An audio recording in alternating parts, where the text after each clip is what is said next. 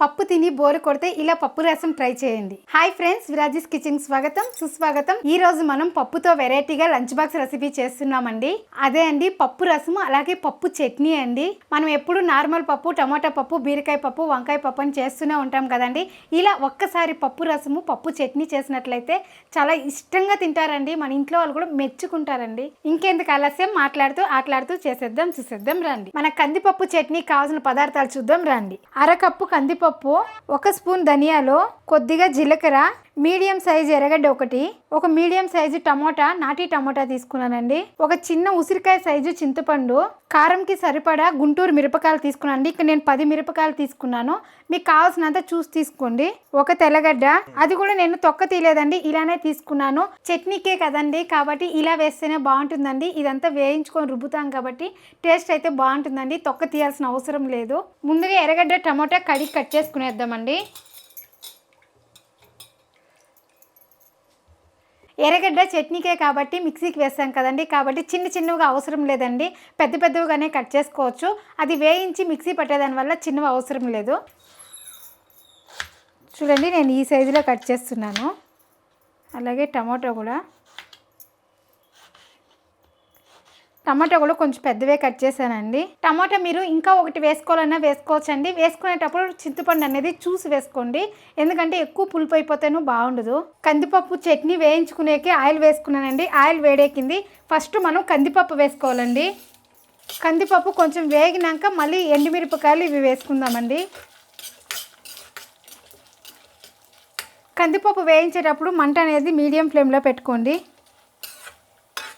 అప్పుడే పప్పు అనేది బాగా వేగుతుందండి. పప్పు ఎంత బాగా వేగితే అంత బాగుంటుంది చట్నీ. అలానే ఎక్కువను వేయించకూడదండి. నేను ఇప్పుడు చూపిస్తాను కదా, అదే విధంగా వేయించుకోండి.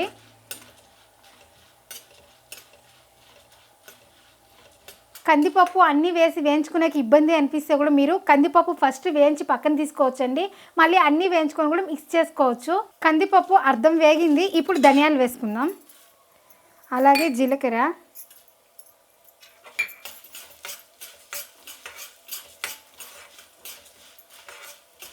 ఇప్పుడు ఎండుమిరపకాయలు,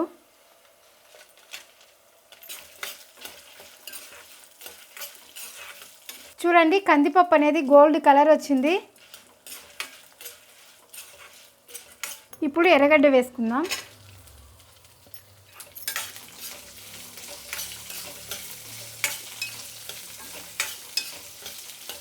మన ఇంట్లో ఏమి కూరగాయలు లేనప్పుడు కందిపప్పు ఎప్పుడు ఇంట్లో ఉంటుంది కదండి. అలాంటప్పుడు ఇట్లా కందిపప్పుతో చట్నీ, అలాగే పప్పు రసము, పప్పు సాంబారు పెట్టుకున్నామంటే హ్యాపీగా కడుపు నిండాను తినచ్చండి. ఇది ఎక్కడ మాడకుండా కలుపుతూ ఉండాలండి.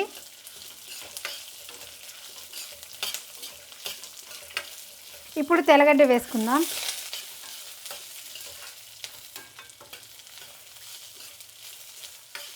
ఇప్పుడు టమోటా వేసుకుందాం. టమోటా అనేది బాగా మగ్గాలండి. అలా మగ్గించి వేయించుకొని చట్నీ చేసుకునే దానివల్ల 2 రోజులు నిలువ ఉంటుందండి. అదే కొంచెం పచ్చిగా ఉండి రుబ్బినామంటే చట్నీ అనేది మరుసటి రోజుకి చెడిపోతుందండి. లేదక్క మాకు ఇంకా 4-5 రోజులు నిలువ ఉండాలి అంటే టమోటా స్కిప్ చేసేయండి. అలానే వేయించి రుబ్బుకున్నట్లయితే చట్నీ అనేది 4-5 రోజులు నిలువ ఉంటుందండి. ఇప్పుడు చింతపండు కానీ వేసేస్తున్నాను.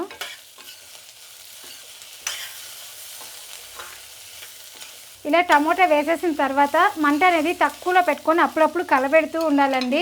ఎందుకంటే టమోటా అనేది బాగా మగ్గాలి కదా. ఇందులోనే రుచికి సరిపోయేంత కల్లుప్పు. టమాటా కూడా బాగా మగ్గుతుంది. చూడండి, టమోటా అనేది మగ్గిందండి. ఇంకొక కాల భాగం మగ్గాలండి. ఈ కాల భాగం కూడా బాగా మగ్గించుకుందాము. అప్పుడు కూడా మీరు సిమ్లో పెట్టేసి అప్పుడప్పుడు కలుపుతూనే ఉండాలండి. టమోటా వేయక ముందు అయితే కలబెడుతూ ఉండాలండి, ఎందుకంటే తేమ ఏమి ఉండదు కదా. అప్పుడు కందిపప్పు మాడిపోయే ఛాన్స్ ఉందండి. టమోటా వేసినాక తేమ అనేది వస్తుంది కాబట్టి మాడిపోదండి. అప్పుడప్పుడు కలబెడుతూ ఉంటే సరిపోతుంది. ఈ కందిపప్పు వేయించుతూ ఉంటేనే ఆ స్మెల్ అనేది సూపర్గా వస్తుందండి. అప్పుడే తినాలనిపిస్తుంది, అంత బాగుంది స్మెల్ అనేది. ఈ చట్నీ అనేది అప్పుడప్పుడు నేను చేస్తూనే ఉంటానండి. ఇప్పుడు మన ఇంట్లో కూడా మీరు చేయొచ్చండి, అంత బాగుంటుంది ఈ చట్నీ అనేది. ఈ చట్నీ చేసి పెట్టుకున్నట్లయితే మనము చపాతీకి, దోశకి, ఇడ్లీకి చాలా బాగుంటుందండి. అలాగే మనం వైట్ రైస్ చేసుకొని సాంబార్ చేసుకున్నప్పుడు కూడా సైడ్ డిష్గా చాలా బాగుంటుంది, అలానే తినేకిను బాగుంటుందండి. అంతే అండి, మన కందిపప్పు, టమోటాలు అన్నీ బాగా మగ్గినాయి. ఇప్పుడు స్టవ్ ఆపేసి చల్లారనిద్దామండి. పప్పుతో ఎన్నో వెరైటీలు చేసుకోవచ్చండి. నార్మల్ పప్పు చేసుకోవచ్చు, పప్పు చారు చేసుకోవచ్చు, అలాగే టమోటా పప్పు, వంకాయ పప్పు, బీరకాయ పప్పు, దోసకాయ పప్పు, ఇలా ఎన్నో చేసుకోవచ్చండి. ఇవన్నీ చేస్తూనే ఉంటాము, తింటానే ఉంటామండి. కాకపోతే ఈ రోజు నేను పెళ్లిలో చేసే పప్పు రసం చేసి చూపిస్తున్నానండి. ఈ పప్పు రసానికి కావాల్సిన పదార్థాలు చూద్దాం రండి. మీకు స్పూన్ మెజర్మెంట్ చెప్తున్నానండి. 1 స్పూన్ జీలకర్ర, అర స్పూన్ మిరియాలు, 1 చిటికెడు మెంతులు, 1/4 స్పూన్ ధనియాలు, 3 ఎండుమిర్చి, 1 నిమ్మకాయ సైజు చింతపండు, అలాగే అరకప్పు కందిపప్పు, 1 పెద్ద సైజు తెల్లగడ్డ. ఇక్కడ చిన్న చిన్నవి 4 ఎండుమిర్చి తీసుకున్నానండి. ఇది తిరగపాతకి, ఇది వచ్చి మనం మిక్సీకి వేసేకండి పౌడర్కి. అలాగే కొద్దిగా కొత్తిమీర, కరివేపాకు, అలాగే 1 టమోటా, కొద్దిగా ఇంగువ. ఇప్పుడు ఇవన్నీ వేయించుకొని మనం పౌడర్ చేసుకున్నట్లయితే ఇలా డబ్బాకి స్టోర్ చేసుకున్నామంటే ఒక 2 నెలలు నిలువ ఉంటుందండి. ఇవన్నీ వేయించి పౌడర్ చేసుకున్నాను. కాకపోతే నేను ఇక్కడ కరివేపాకు వేసాను, అక్కడ కరివేపాకు వేయలేదండి. అప్పటికప్పుడే కాబట్టి మనం తిరుగుబాతులో వేసుకుంటున్నామండి. మీరు నిలువ చేసుకున్నట్లుంటే కరివేపాకు అనేది బాగా వేయించుకొని పౌడర్ చేసుకుంటే ఈ పౌడర్ అనేది 3 నెలలు నిలువ ఉంటుందండి. ఈ రసం పౌడర్ కొట్టుకునేటప్పుడు కందిపప్పు అన్నీ సపరేట్గా వేయించుకొని కొట్టుకోవాలండి. అప్పుడే బాగుంటుంది. ఒకేసారి వేయించేదాని వల్ల ఒకటొకటి వేగిపోతుంది, ఒకటొకటి వేగదండి. కాబట్టి అన్నీ సపరేట్గా వేయించుకొని కొలతలు పెట్టుకొని వేయించుకున్నామంటే 3 నెలలు 4 నెలలు నిలువ చేసుకోవచ్చండి. పప్పు కడిగి పెట్టేసినానండి, 4 విజిల్ అన్నీ సరిపోతుంది. ముందుగా చింతపండు కడిగి నానబెట్టేస్తామండి. ఈ చింతపండు బాగా నానితే మనకు పులుసు అనేది బాగా వస్తుంది. ఒకసారి చింతపండు కూడా కడిగేసి నానబెట్టుకోవాలండి. ఇందులో నీళ్ళు పోసి పక్కన పెట్టేద్దాం. రసం పొడికి వేయించుకుందామండి. ఇప్పుడే పెట్టేదానికి ఇలానే కూడా కొట్టుకోవచ్చండి, కాకపోతే మీకు చూపించాలనేసి నేను వేయించుతున్నాను. జీలకర్ర, మిరియాలు, మెంతులు, ఇది కొద్దిగా కాబట్టి నేను అన్నీ ఒకేసారి వేయిస్తున్నానండి. అదే మీరు క్వాంటిటీ ఎక్కువ తీసుకొని ఒక 3 నెలలకు నిలువ చేసుకునేట్లుంటే మీరు ఒకటొకటే వేసి వేయించుకోండి. ఇప్పుడు ఇందులోనే ధనియాలు, అలాగే ఎండుమిర్చి చూడండి బాగా వేగిందండి. ఇప్పుడు స్టవ్ ఆపేస్తున్నాను. మీరు వేయించేటప్పుడే బాగా స్మెల్ వస్తుందండి, ధనియాలు, జీలకర్ర, మిరియాలు. అప్పుడు స్టవ్ ఆపేస్తే సరిపోతుంది. ఇది బాగా చల్లారిందండి. ఇప్పుడు పౌడర్ చేసుకుందాము. ఇందాక వేయించుకున్నవి మాత్రం వేసానండి మిక్సీకి. తెల్లగడ్డలు లాస్ట్లో వేసుకుందాము. చూడండి ఇలా మెదిగిన తర్వాత తెల్లగడ్డలు వేసుకోవాలి. తెల్లగడ్డలు వేసుకున్నాక ఎక్కువ మిక్సీకి పట్టద్దండి, ఎందుకంటే మెత్తగా అయిపోతుంది. నేను ఇలా తిప్పి అలా తిప్పానండి, అప్పుడే కొంచెం ఇదయింది. చూడండి ఈ మాత్రం ఉంటే సరిపోతుంది. టమాటా కట్ చేసుకుందామండి. టమాటా వచ్చి నేను తిరుగుబాతుకు వేస్తున్నానండి. చాలా మంది చింతపండులోనే కలుపుకుంటారండి టమాటా వేసి. ఇక్కడ నేనైతే తిరుగుబాతుకు పెడుతున్నాను. ఇలా పెట్టేదాని వల్ల చాలా టేస్ట్ బాగుంటుందండి. టమాటాలు కూడా సన్నగా కట్ చేసుకుందాము. చూడండి ఈ మాత్రం ఉంటే సరిపోతుంది. చూడండి పప్పు అనేది ఇలా ఉడకాలండి. ఇలా ఉడికినాక కూడా మనం బాగా స్మాష్ చేసుకోవాలండి, మెత్తగా అయిపోవాలి. అప్పుడే టేస్ట్ అనేది బాగుంటుంది. మీకు ఇంకా పప్పు వేస్తే నచ్చుతుందంటే ఇంకా కొంచెం పప్పు వేసుకోండి, సరిపోతుంది. ఇందులోనే చింతపండు పులుసు కూడా పోసుకునేస్తామండి, బాగా కలుపుకునేసి.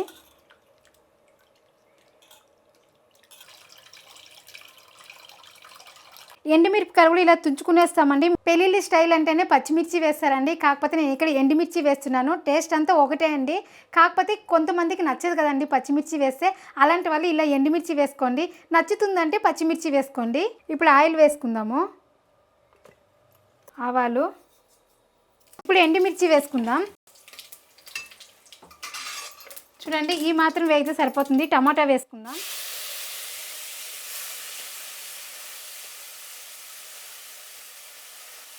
టమాటా అనేది కొంచెం బాగా మగ్గాలండి.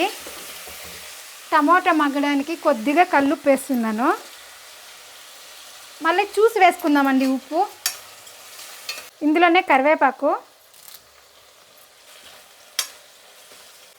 పసుపు,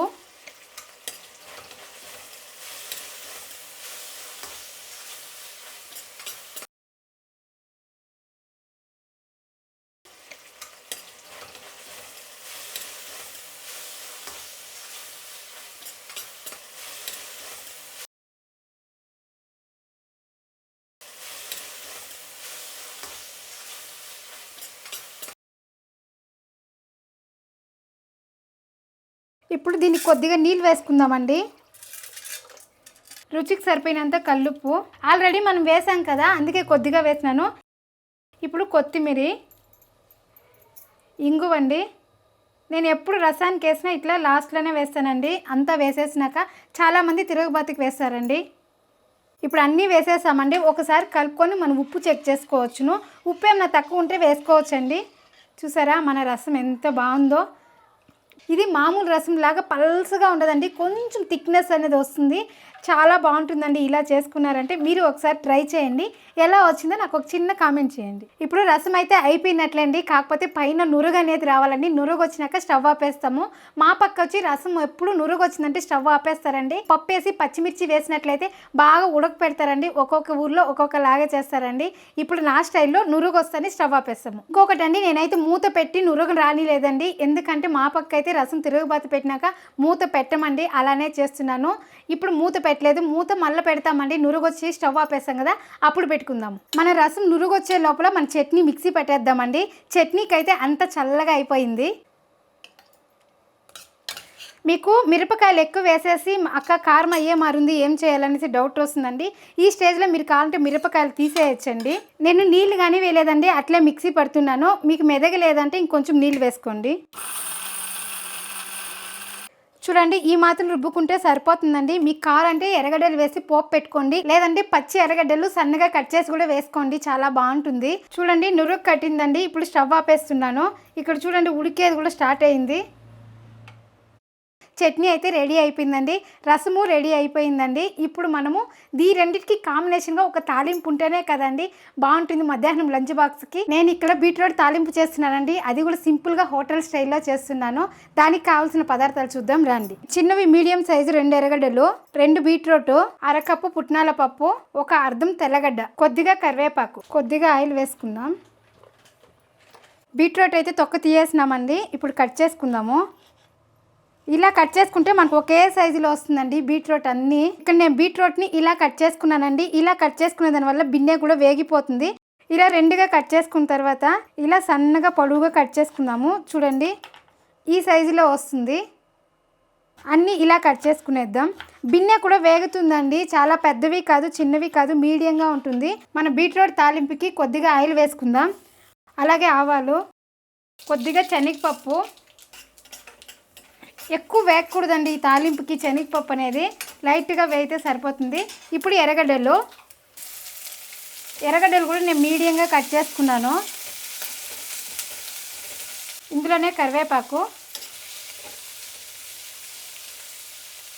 ఎర్రగడ్డ ఈ మాత్రం వేగితే సరిపోతుందండి. ఇప్పుడు బీట్రూట్ వేసుకుందాం.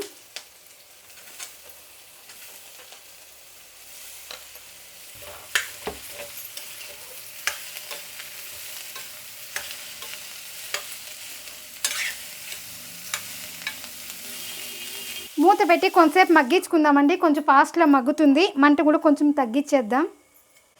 మధ్య మధ్యలో ఇలా కలుపుకోవాలండి.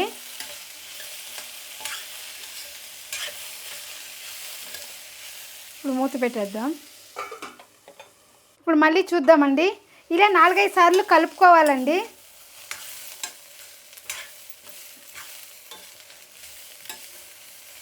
కొద్దిగా నీళ్ళు వేసానండి. చూడండి ఈ మాత్రం వచ్చింది ఆ నీళ్ళు. ఈ నీళ్ళంతా ఇమిరిపోయేదాకా వేయించుకుంటే మన బీట్రూట్ అనేది మెత్తబడుతుందండి. ఇప్పుడు మూత పెట్టేద్దాం.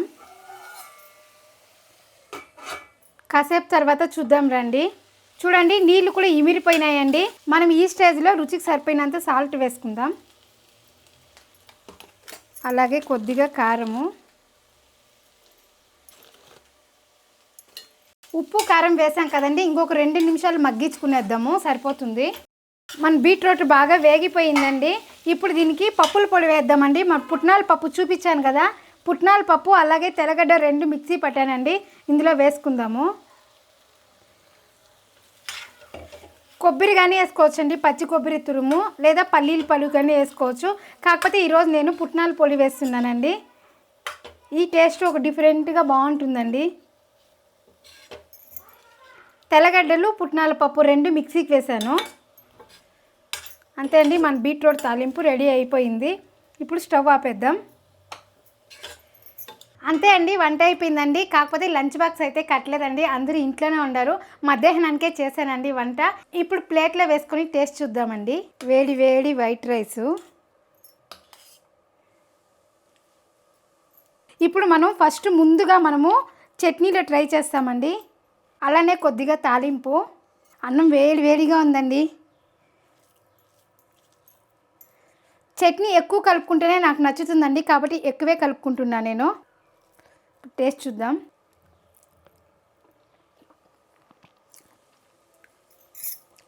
సూపర్గా ఉందండి, చట్నీ అయితే చాలా బాగుంది.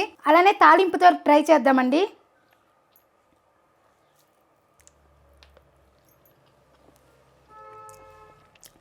చాలా బాగుందండి, టేస్ట్ అయితే సూపర్గా ఉంది.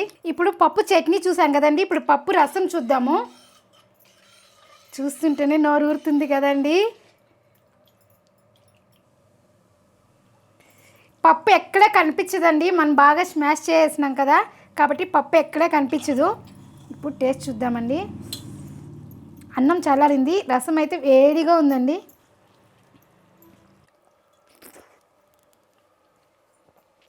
సూపర్గా ఉందండి. మన పెళ్ళిళ్ళలో తింటే ఎలా ఉంటుందో అలానే వచ్చిందండి. ఇప్పుడు తాలింపుతో తిందాము.